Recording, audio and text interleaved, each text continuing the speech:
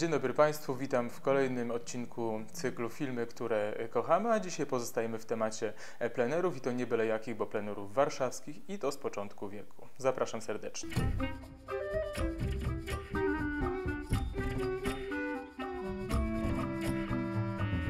Film, o którym dzisiaj chciałem Państwu opowiedzieć, to film bardzo unikatowy, dlatego że bardzo wczesny, mówimy tutaj o roku 1919 i w filmie Ludzie bez jutra, czyli takiej dość wolnej interpretacji historii Marii Wisnowskiej, o tragedii, która się wydarzyła w Warszawie. Maria Wisnowska, aktorka teatralna, zamordowana przez swojego kochanka. Film wywołał olbrzymie kontrowersje, więc trzeba było premierę nieco odłożyć w czasie. Natomiast to, co w filmie jest bardzo ciekawe dla nas, to plenery warszawskie.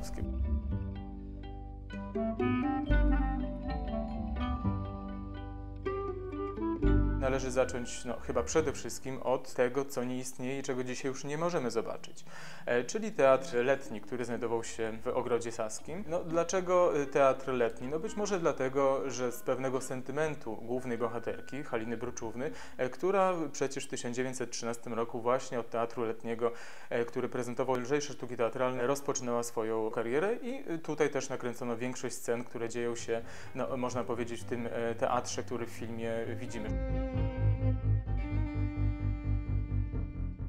Teatr letni to był taki drewniany budynek, który był nazywany zresztą największą warszawską prowizorką. Miał powstać na okres około 5 lat, a został aż do wybuchu II wojny światowej, kiedy spłonął.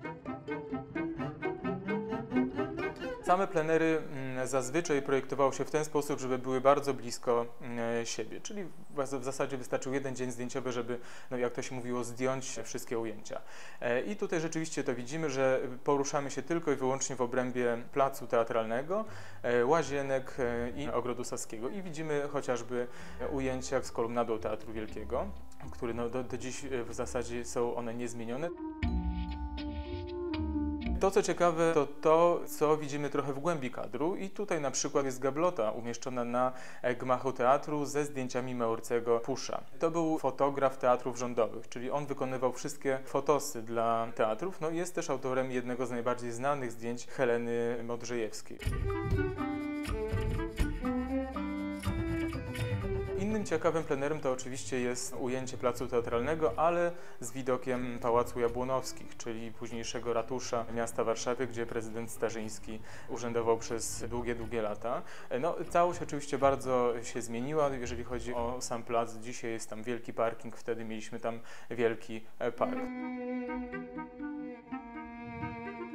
Idealnym miejscem dla filmowców był oczywiście Ogród Saski. Pojawiał się wielokrotnie w filmach i również w filmie Ludzie bez jutra. Ten park gra dość ważną rolę, ponieważ widzimy tam schadzkę kochanków. Park się niewiele zmienił od tamtej pory i rzeczywiście podziwiamy w nim miejsca, które do dzisiaj wyglądają w zasadzie tak samo.